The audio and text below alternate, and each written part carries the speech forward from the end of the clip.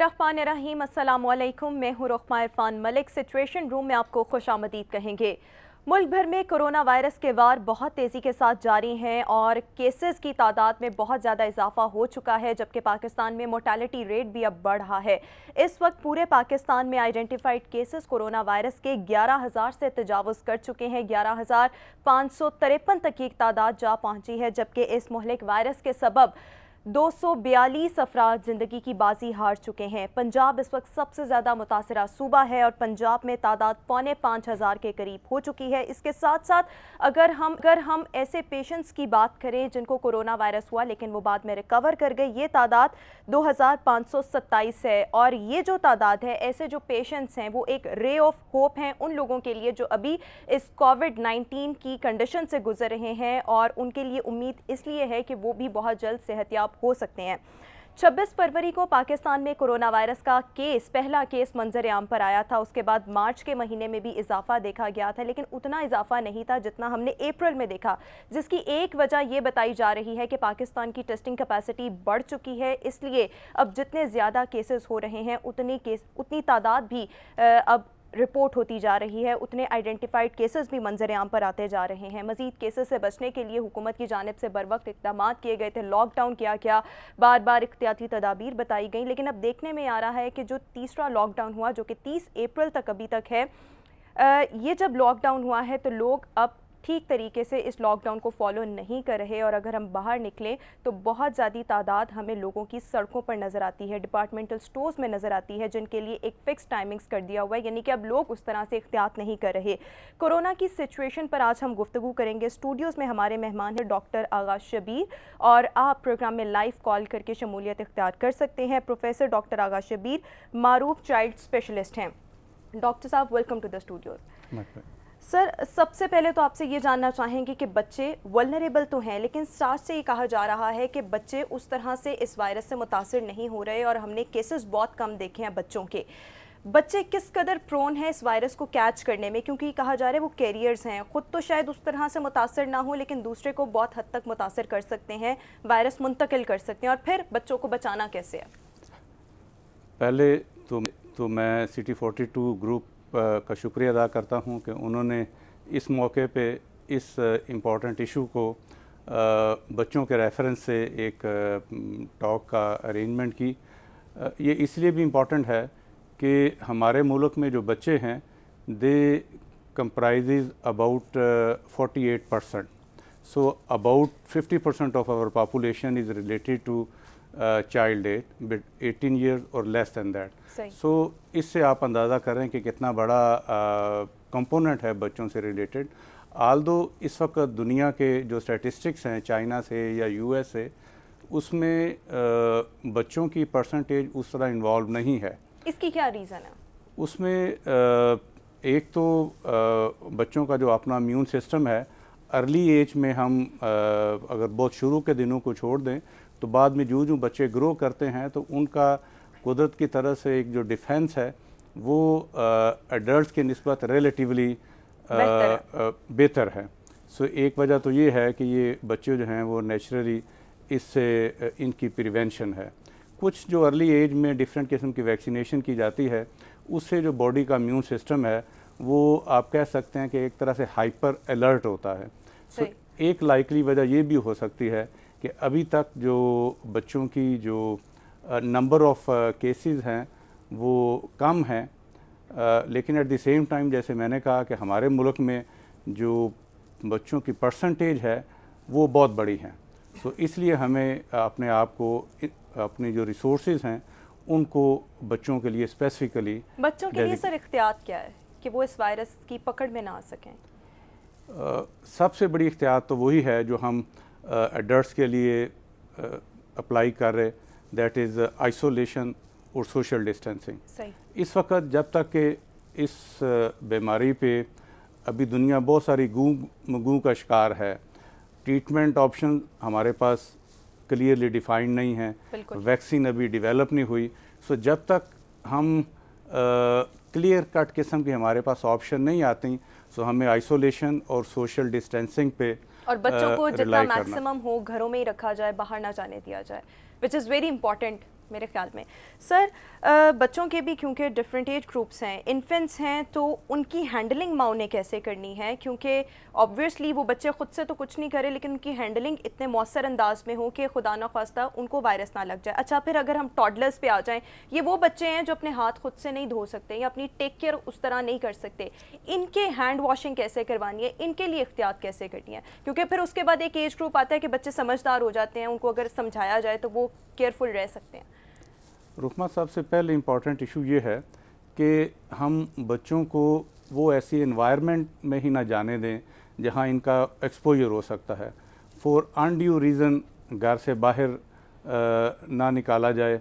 जैसे हमने अपने एजुकेशनल इंस्टीट्यूशन जो हैं उनको बंद कर दिया है। जो अभी तक हमें जो प्रॉब्लम उस सेवेरिटी का नहीं है, उसकी एक रीज़न ये भी है कि हमने इन टाइम कुछ डिसीजन करके, जिसमें हमने अपने एजुकेशनल इंस्टीट्यूशन को, अपने मार्केट्स को और अपने जो मॉल थे उनको बंद करके जब हमने ये फ़ैसला किया, तो एक रीज़न हमारे पास कम इंसिडेंस की ये भी है। सो बच्चों को फॉर लिटल रीज़न घर की जो सेफ़ एनवायरनमेंट है उसे बाहर ना जाने दिया जाए। लेकिन सर इन्फेंट्स की हैंडलिंग हमने कैसे करनी है? सो इन्फेंट्स में सबसे इम्पॉर्टेंट ये है कि पहले तो मदर अपने आप को साफ़ सुथरा रखे और बजाय हैंड वॉशिंग पे फोकस करने के बच्चे को डेली, आजकल के मौसम अच्छा है तो अब twice a day full bath दिया जाए, फ्रॉम हेड टू टो उसको अच्छे साबुन के साथ नहलाया जाए। तो बजाय फ्रीक्वेंट हैंड वॉश करने के अगर हम छोटे बच्चों को नहला दें तो ये ज़्यादा बेहतर प्रोटेक्शन। और फिर यही प्रोटेक्शन मेरे ख्याल में टॉडलर्स पे भी अप्लाई की जा सकती है, बाकी जो एज ग्रुप्स हैं उन पर भी यही अप्लाई हो सकती है। सर अभी हमारे साथ एक लाइव कॉलर लाहौर से मौजूद है। अस्सलाम वालेकुम महबूब। वालेकुम सलाम। क्या सवाल करना चाहेंगे आप डॉक्टर साहब से? वालेकुम सलाम। मैंने आवाज़ बंद कर दी है। गुजारिश ये है कि आपका प्रोग्राम बहुत अच्छा आ रहा है। अगर हम चाइना को, पाकिस्तान में सबसे ज्यादा पूरी दुनिया में मिसाल बन चुका है चाइना, कि वहाँ कोरोना आया तो उन्होंने पूरा मुल्क लॉकडाउन कर दिया और आज वो पूरी दुनिया के लिए मिसाल है। तो खुदा के लिए हम अपनी हुकूमत की बात पर क्यों नहीं अमल करते? हमने अपने उलमाओं की बात पर क्यों नहीं अमल करते? अपने डॉक्टर्स की बात पर क्यों नहीं अमल करते? अलग और अपने जो सिक्योरिटी इदारे उन पर क्यों नहीं अमल करते? हम क्यों खुदकुशी करना चाहते हैं? खुदा के लिए अल्लाह सिर्फ लगता है सिर्फ हम मुसलमानों से नाराज नहीं, तमाम दुनिया से। यानी कि आप इस कॉल के तवस्सुत से एक मैसेज देना चाह रहे हैं कि लॉकडाउन का एहतराम किया जाए और हुकूमत को चाहिए कि इसको मजीद मौसर बनाए और लोगों को भी चाहिए कि वो अपने घरों में रहें।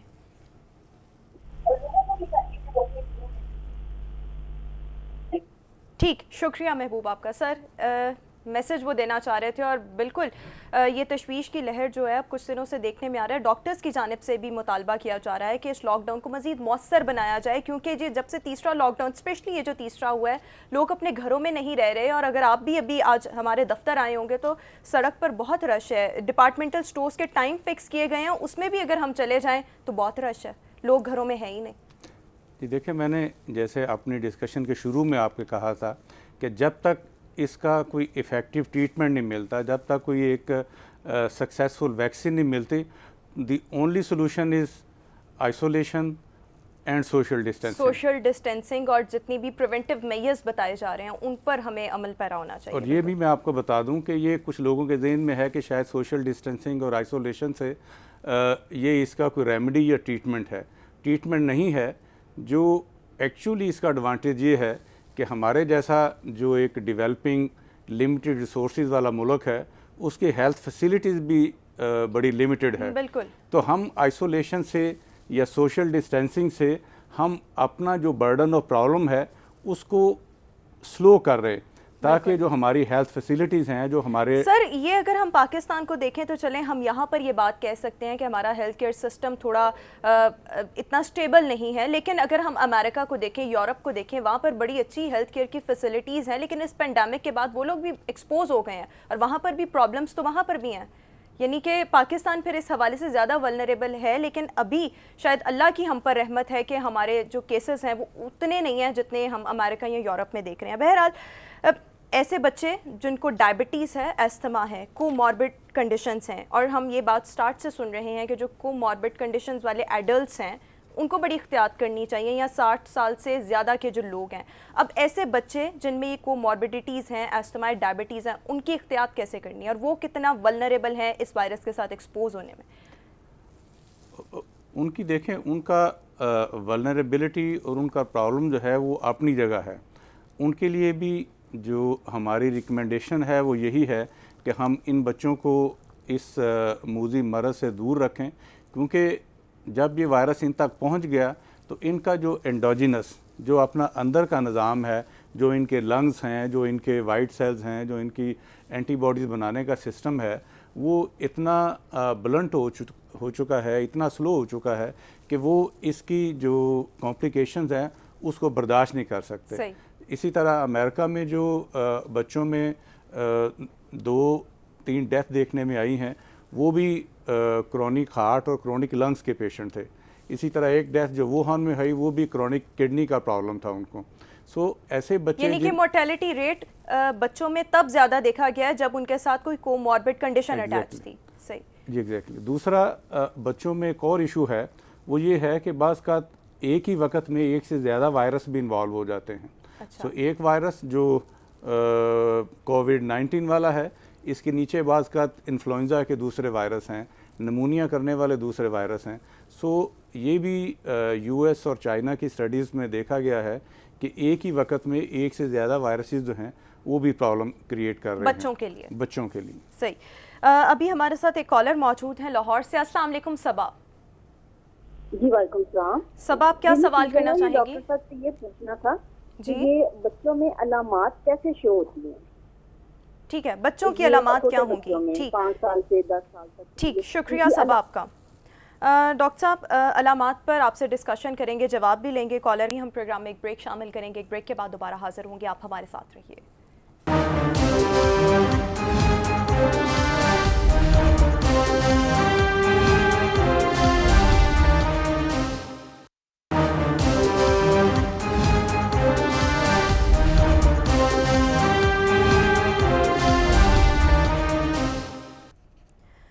सिचुएशन रूम में एक बार फिर से आपको खुशामदीद कहेंगे। आज स्टूडियोज़ में हमारे साथ मौजूद हैं प्रोफेसर डॉक्टर आगाज़ शब्बीर, और आप प्रोग्राम में लाइव कॉल करके सवालात पूछ सकते हैं कोरोना से मुतालिक। और डॉक्टर साहब आपकी रहनुमाई के लिए स्टूडियोज़ में हमारे मेहमान हैं। डॉक्टर साहब, ब्रेक पर जाने से पहले हमारे साथ एक कॉलर थी और उनका सवाल ये था कि बच्चों में कोरोना वायरस की अलामात क्या होंगी? क्या वो डिफरेंट होंगी जो एडल्ट हैं, या वही होंगी जो एडल्ट में बताई जा रही हैं, या कोई फ़र्क भी हो सकती हैं?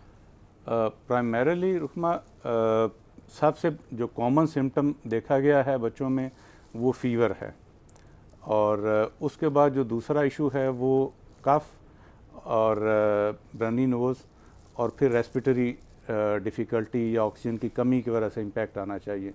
लेकिन जब खांसी, बुखार और सांस की दिक्कत आए तो ये कॉमन सिम्टम है जो इंडिकेट कर रहे हैं इस ईरा में कि ऐसा बच्चा जिसके एनवायरनमेंट में कोई कोविड का पेशेंट था, या जिनके घर में कोई ऐसा पेशेंट ट्रैवल करके आया है, या कोई भी कांटेक्ट के साथ जब बच्चों में ऐसे सिम्टम आए तो फ़ौरन फैमिली को हाइपर अलर्ट हो जाना चाहिए और उनको इमीडिएटली मेडिकल फैसिलिटी से कांटेक्ट करना चाहिए। सर, अगर किसी बच्चे में कोरोना वायरस की तशख़ीस हो गई तो क्या चांसेस हैं कि वो माइल्ड रहेगा, मॉडरेट रहेगा, या वो केस सवेयर भी हो सकता है? और सवेयर केसेस हमने बच्चों में देखे हैं क्या? जी, अभी तक की जो स्टडीज़ हैं उसमें जो सवेरिटी ऑफ इलनेस है वो करीबन 1.7% बच्चों में देखी गई है, कंपेयर टू एडल्ट्स जिसमें जो मॉडरेट टू सवेयर केसेस जो हैं वो 3 to 4% केसेस की सवेरिटी बाकी दुनिया में देखी गई है। बच्चों में इंसिडेंटली और हमारे मुल्क में जो सवेरिटी ऑफ इलनेस है वो सिग्निफिकेंटली कम है, लेकिन फिर भी एक नंबर जो है, चाहे वो हमारे मुल्क में तो लेस दैन 1% है जो सवेयर सिम्टम की तरफ गए हैं, और जो पेशेंट जिनको सवेरिटी नमूनिया या एक्यूट रेस्पिरेटरी डिस्ट्रेस डेवलप भी हुई है, शुक्र खुदा का है कि हमारे वो बच्चे भी रिकवर कर गए। सही। अभी जो पाकिस्तान में मोर्टेलिटी रेट आ रहा है और अमवात जो रिपोर्ट हुई हैं वो 242 का फिगर है, क्या इनमें कोई बच्चा भी था जो कोरोना वायरस के सबब मौत का शिकार हुआ? अभी तक जो कंफर्म कोरोना के पेशेंट्स हैं उसमें अभी तक एटलीस्ट लाहौर शहर में कोई मोर्टेलिटी हमने नहीं देखी। सही। सर, ये जो पैंडेमिक है, ये कहा जा रहा है कि जब ख़त्म होगा तो this will be a whole new world, बहुत से चेंजेस आएंगे, लेकिन इसके ऑब्वियसली इम्पैक्ट्स भी कुछ होंगे, एडल्ट्स पर भी होंगे, बच्चों पर भी होंगे। बच्चों पर इसका आप क्या इम्पैक्ट देखते हैं इन नियर फ्यूचर? अगर आप मुझसे पूछें तो this is the point of today. मैं as a paediatrician child specialist से देख रहा हूँ कि लाइकली एडल्ट्स में ये जो कोविड है ये 2021-22 तक सिग्निफिकेंटली कम हो जाएगा या ख़त्म हो जाएगा। सही। लेकिन बच्चों पे इसका इम्पैक्ट जो है ये शायद बच्चों के डॉक्टर्स और फैमिली को कई सालों तक देखना पड़े। जिसमें अगर आप आजकल में भी देखें तो पेरेंट्स जो हैं वो रिलक्टेंट है बच्चों को इम्यूनाइजेशन करवाने में या इम्यूनाइजेशन सेंटर पे लेके जाने पे। अगर हम आज इन बच्चों की वैक्सीनेशन पे फोकस नहीं करेंगे तो अगले चंद महीनों में या अगले एक आध साल में मीज़ल्स की वैक्सीन ना होने से ऑलरेडी हमारे पास पोलियो का क्राइसिस। सर, आपके कहने का मतलब ये है कि इस पेंडेमिक की सिचुएशन में पेरेंट्स क्योंकि बहुत ज़्यादा वरिड हैं तो वो बच्चों को वैक्सीन्स लगवाने नहीं लेकर जा रहे, ये आपकी बात का मकसद है? वैक्सीन नहीं हो रही, फिर उनके बच्चों के न्यूट्रिशनल का इशू आ रहा है। और अगर आप थोड़ा सा और डेप्थ में देखें तो इर्द गिर्द ये जो बच्चे जो स्कूल गोइंग एज के हैं वो हर वक्त अपना इर्द गिर्द एक डिप्रेसिव एटीट्यूड देख रहे हैं। बाप का चेहरा परेशान है, माँ का चेहरा परेशान है, मीडिया पे टीवी थोड़ी बहुत जो देखते हैं तो उसमें हर वक्त डिप्रेशन की बातें। आज हमें ज़रूरत है कि बच्चों की नीड्स हैं उसको प्रायोरिटी पे लें, बर वक्त पूरा किया जाए, जो वैक्सीन्स हैं, जो न्यूट्रिशनल रिक्वायरमेंट्स हैं, सबको पूरा किया जाए। एग्जैक्टली उनके साथ अच्छा मोराल की बातें की जाए। उनका अगर स्कूल नहीं जा रहे तो उनको मोटिवेट किया जाए कि नियर फ्यूचर में स्कूल खुल जाएंगे, लाइफ नॉर्मल हो जाएगी और हम दोबारा इसी तरह एंजॉयबल तरीके से ज़िंदगी की दौड़ में शामिल। और ये देखने में आया था कि जब स्टार्ट में छुट्टियां हुई थी तो बच्चे बड़ा एंजॉय कर रहे थे, लेकिन अब बहुत से मैंने अपने सराउंडिंग्स में घर में बच्चे ऐसे देखे हैं जो बहुत ज़्यादा फ्रस्ट्रेट हो गए हैं कि ना स्कूल्स खुले हुए हैं ना ट्यूशन्स खुले हुए हैं। खैर, अभी हमारे साथ एक लाइव कॉलर लाहौर से मौजूद है। अस्सलाम वालेकुम अस्मत। अस्सलाम वालेकुम। जी वालेकुम सलाम। क्या सवाल करना चाहेंगे आप? अच्छा, हेलो हेलो अस्मत, आप क्या जानना चाहेंगे? जी जी, आपकी आवाज़ आ रही है। अच्छा मैम, ऐसा है कि कल से ना मैं कोई इधर अकबरी मंडी की तरफ गया था कुछ चीजें वगैरह लेने के लिए, तो गले में कल से अजीब सी कैफियत हो रही है। सही। तो आपको खदशा है कि खुदा ना खास्ता ये कोरोना वाली अलामात ना हो, यही आप जानना चाह रहे हैं? जी ऐसा है। हाँ जी, स्टिल ऐसे ही है, अभी तक है। सही, शुक्रिया अस्मत आपका।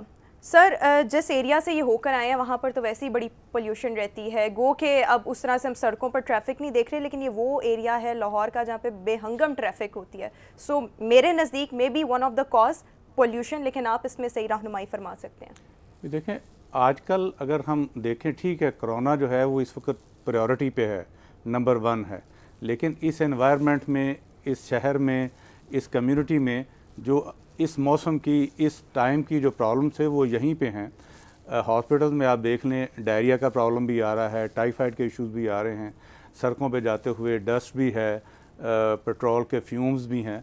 सो वो जो डे टू डे इश्यूज है वो अपनी जगह खड़े हैं। सो अनलेस आपके पास कोई एक्सपोजर ना हो, आपके पास कांटेक्ट ना हो ऐसा कोरोना का, तो ये जो हमारे कॉमन प्रॉब्लम्स हैं, रनी नोज, थ्रोट इन्फेक्शंस, बुखार की जो दूसरी रीजंस हैं वो अभी तक उसी फ्रीक्वेंसी के साथ हैं। सो हमें पहले नंबर पे उन पे सोचना चाहिए। लेकिन अगर आपके किसी वजह से कोई कांटेक्ट हो गया है कोविड पेशेंट के साथ, तो फिर आपने ये जो सिम्टम्स हैं, और वो भी मैंने जैसे कहा कि सिर्फ एक सिम्टम नहीं है कि थ्रोट में मल्टीपल सिम्टम्स हैं, फीवर और हो, अगर वो परसिस्ट भी करें सर, फीवर हो, बॉडी एक्स हो, कफ हो, तो फिर आप in the background of Covid contact, तो फिर आपको इसके टेस्ट के लिए सोचना चाहिए। सही। अभी हमारे साथ एक और लाइव कॉलर मौजूद हैं। अस्सलाम वालेकुम फिजा। जी अस्सलाम वालेकुम रोहमा, अस्सलाम वालेकुम डॉक्टर साहब। मैं आपसे ये पूछना चाह रही थी, मेरे 2 कंसर्न्स हैं। मेरे 2 बच्चे हैं, एक की एज जो है बेबी गर्ल की वो 2 मंथ्स की है और बेबी बॉय जो है वो 4 ईयर्स का है। सही। और ऐसा कि इनके फादर के पॉजिटिव आया कोरोना टेस्ट, तो मुझे इनके लिए प्रिकॉशन पूछने थे कि किस तरह से मैं एहतियात कर सकती हूँ और इनके टेस्ट करवाने जरूरी है क्या? कोरोना के टेस्ट अगर टीम आती है घर पे तो मैं करवाऊँ उनके लिए? सही। शुक्रिया फिजा आपका। सर, फादर का कोरोना टेस्ट जो था वो पॉजिटिव आया। एक बच्ची की उम्र 2 माह है और एक बच्चे की उम्र 4 साल है। एहतियात क्या करनी है और अभी क्या ज़रूरत है इन बच्चों के टेस्ट करवाए जाएं? जी बिल्कुल, पहले नंबर पे तो हमें उनके साथ मदर भी और बच्चे भी और जितने भी कांटेक्ट हैं उस घर में जितने भी लोग रहते हैं जितने भी सबके टेस्ट कांटेक्ट होने हैं चाहिए। जिनके साथ उनका कांटेक्ट हुआ है फॉर लास्ट फ्यू डेज, उन सब के टेस्ट होने चाहिए। सही। सेकेंडली, जो पेशेंट हैं उनको अगर कोई प्रॉब्लम नहीं है, असूलन तो उनको वो जो गवर्नमेंट ने आइसोलेशन सेंटर बनाए हैं पेशेंट्स को वहाँ एडमिट करना चाहिए। अगर वो मुनासिब समझते हैं कि इनके घर में इतनी स्पेस है कि उनका रूम अलहदा किया जा सकता है, तो वो after consultation with the treating facility तो वो अपने रूम में भी अपने आप को जो पेशेंट हैं वो आइसोलेट कर सकते हैं। सर, घर पर अभी आइसोलेशन हो रही है पाकिस्तान में, लाहौर में? अभी रिकमेंडेड यही है कि आप जो ट्रीटिंग आइसोलेशन सेंटर्स हैं, जो हॉस्पिटल्स हैं, आप उनको एडमिशन वहाँ पे रखा जाए और फिर वहाँ अप्रोप्रिएटली उनके टेस्ट करके जब कंफर्म हो जाए तो फिर जब तक उनके टेस्ट नेगेटिव नहीं आ जाते तो उनको अंडर ऑब्जर्वेशन रखा जाए। सही। और सर, इनका एक और सवाल भी था फिजा का कि एहतियात कैसे अब इन बच्चों की करनी है? उनको ऑब्वियसली जो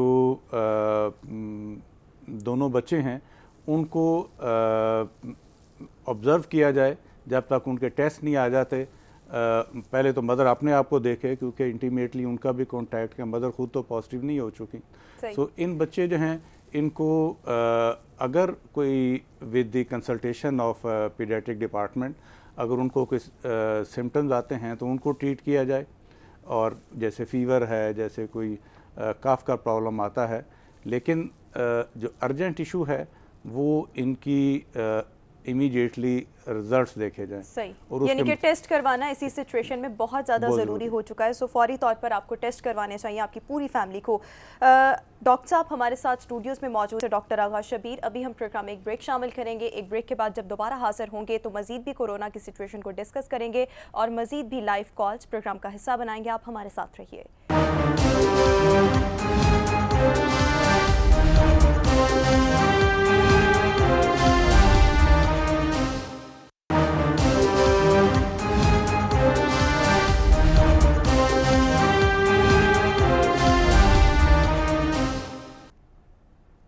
सिचुएशन रूम में एक बार फिर से आपको खुशामदीद कहेंगे। स्टूडियोज़ में हमारे साथ मौजूद हैं प्रोफेसर डॉक्टर आगाज़ शबीर। डॉक्टर साहब, अभी आपसे मैं ये जानना चाहूँगी, ऐसी प्रेग्नेंट ख़वातीन जिनमें कोरोना पॉजिटिव आया, पीसीआर पॉजिटिव आ गया, जब उनकी डिलीवरी होगी तो कितने चांसेस हैं कि जो बच्चा है, जो न्यूनेटल है, वो भी कैरियर निकले या उसमें भी वायरस हो? ये एक बड़ी बच्चों के रेफरेंस से एक स्पेशल इशू है और इस पे क्लियरली गाइडलाइंस हैं।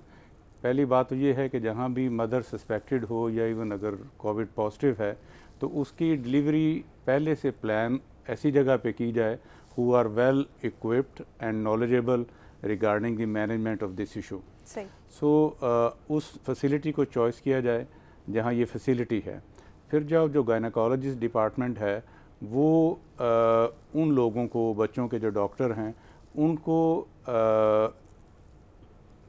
फ्यू आवर्स पहले इन्फॉर्म कर दें कि जी हम इस सिचुएशन में जाने लगे हैं, एक ऐसी कोविड पेशेंट को डिलीवर करने लगे, ताकि सर्जन से लेकर एनेस्थेटिस्ट और एनेस्थेटिस्ट के साथ जो हॉस्पिटल वहाँ जो ऑपरेशन थिएटर लेबर रूम का जो स्टाफ है, they should be appropriately dressed with protective equipment. यानी कि डिलीवरी के टाइम पर बहुत ज़्यादा एहतियात की ज़रूरत है। अच्छा, वो एहतियात अगर सब प्रिवेंटिव मेजर्स ले लिए गए, बहुत ज़्यादा एहतियात कर ली गई, अब जो बच्चा पैदा होगा वो उसमें वायरस हो सकता है? उसको फिर जो आइसोलेशन में ले जाना पड़ेगा, जिसको हम नर्सरी या न्यूनेटल केयर डिपार्टमेंट है वो पीडियाट्रिशियन के हैंड ओवर करेंगे, और फिर वो जो बच्चा है उसके भी स्वैब लेके, नेज़ल और ओरोफेरेंजियल स्वैब लेके उसका टेस्ट किया जाएगा।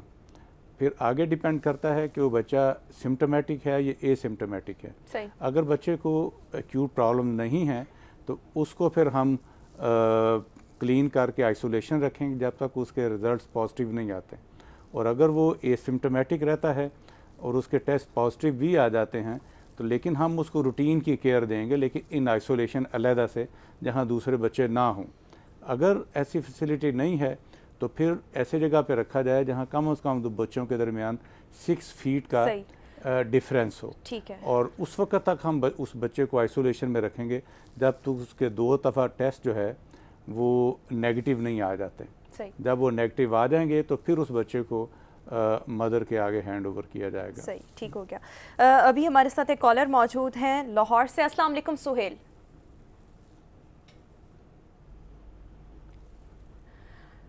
अस्सलाम वालेकुम सुहेल। हेलो। हेलो। वालेकुम सलाम। सुहेल, आप क्या सवाल करना चाहेंगे? जी मुझे ना कल से बुखार है और ना सुबह आज मैं ड्यूटी पे है, रेलवे एम्प्लॉई हूँ मैं, तो ड्यूटी से वापस आया हूँ। अभी मुझे ना खांसी और जुकाम के साथ ना मेरे ऐसे जैसे गले में पेन हो रहा है। सही। हल्का हल्का सा पेन है साथ मेरे। सही।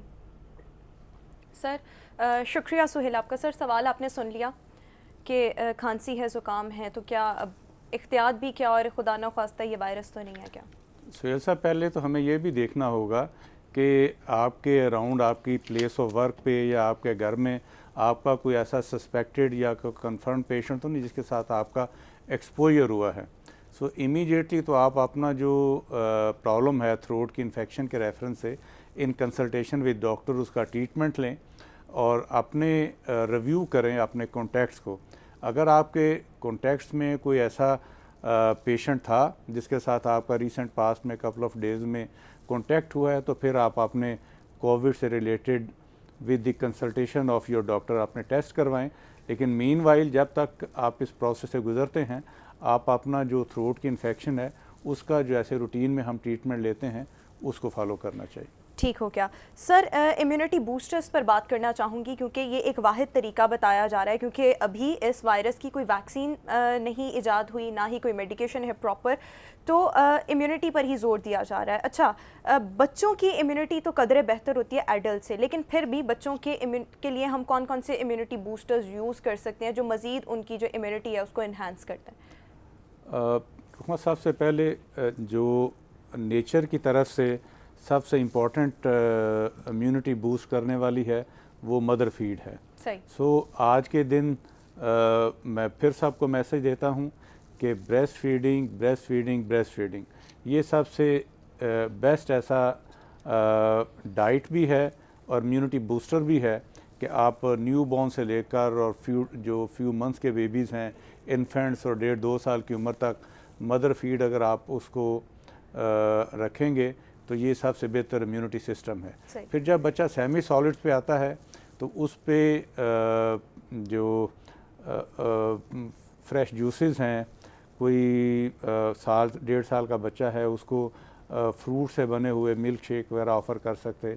आप सेमी सॉलिड्स अच्छी देंगे प्लस कुछ अच्छी विटामिन सप्लीमेंट करें तो ये बड़ा अप्रोप्रिएट इम्यून सिस्टम को बूस्ट करने के लिए है। जो वैक्सीनेशन है जो रिकमेंडेड है EPI के मुताबिक उसको without any delay without any interruption उसको आप फोकस करें तो ये उन डिजीज़ के अगेंस्ट भी और आपका जो इम्यून सिस्टम है उसको भी बूस्ट अप करें। सर जैसा कि हमने ये पहले भी प्रोग्राम में ये बात डिस्कस की है कि बच्चों में ये वायरस उस तरह से मुतासर नहीं कर रहा, केसेस कम है, लेकिन इसकी हम एक रीज़न ये भी ले सकते हैं क्योंकि बच्चों को लाइक अभी कुछ अर्सा पहले ही अगर वो न्यू बॉर्न होंगे, इन्फेंट्स होंगे, टॉडलर्स भी, तो इतना वक्त नहीं हुआ होता ये वैक्सीन लगे हुए जो BCG वैक्सीन हैं, निमोकोकल वैक्सीन हैं या इवन फ्लू शॉट्स भी, तो इसीलिए वो शायद कम मुतासर हो रहे हैं। ये वन ऑफ द रीज़न हो सकती है क्योंकि अगर मैं अपनी बात करूं ये वैक्सीन तो हमें भी लगती हैं लेकिन काफ़ी टाइम हो गया है, बच्चों को भी ताज़ा लगी होगी।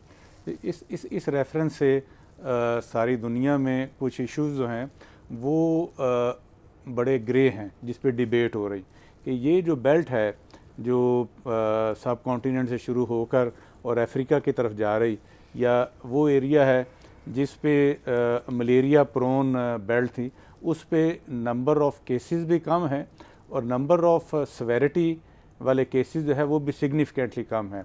लेकिन एट द सेम टाइम जो एक डिफरेंस है जो यूरोप, अमेरिका और इस बेल्ट में है, वो एक BCG वैक्सीन का भी है। हमारे मुल्क में और हमारे इर्द गिर्द के जो मैंने नाम लिए कंट्रीज़ वो ऐसे हैं जिस पे 80 से अभी तक रेगुलरली BCG वैक्सीन बच्चों को लगाई जा रही है। तो अब वो यूरोप और अमेरिका इस बात पे सोचने पे मजबूर है कि कहीं ऐसा वजह तो नहीं है कि जिन एरियाज़ में BCG के vaccine they was part of their vaccination schedule, उसमें नंबर ऑफ केसेस भी कम हैं। और अब उन्होंने अपने हेल्थ वर्कर्स को ऑस्ट्रेलिया में, जर्मन में वो उन्होंने अपने हेल्थ वर्कर्स को BCG के साथ बूस्ट अप करने का एक्सपेरिमेंट शुरू कर दिया है। एक्सपेरिमेंट सर किए जा रहे हैं, लेकिन research is still undergoing, ongoing, और अभी ये तो टाइम ही बताएगा, लेकिन अभी ये हतमी बात नहीं है, इसका मतलब है।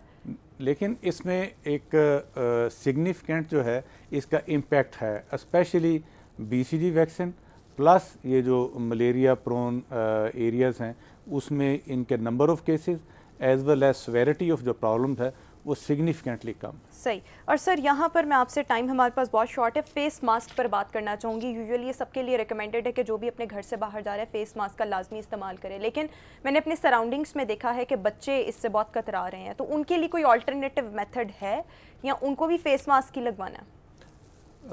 पहले तो मैं ये रिकमेंड करूँगा कि आप बच्चों को for no reason, for minor problem, किसी भी इशू के लिए घर की सेफ़ एनवायरनमेंट से बाहर ना लेके जाएं।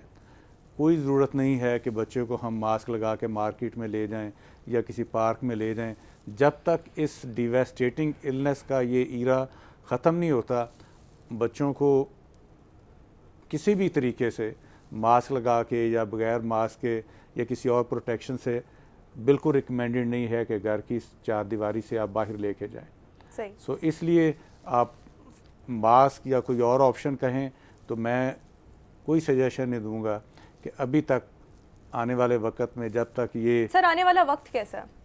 आने वाला वक्त According जो है to you, as a doctor आप कैसा देख रहे हैं? इसमें देखें, ये दुनिया ने चेंज हो गया, लाइफस्टाइल भी चेंज होगी, इंसानियत ने भी चेंज होना है।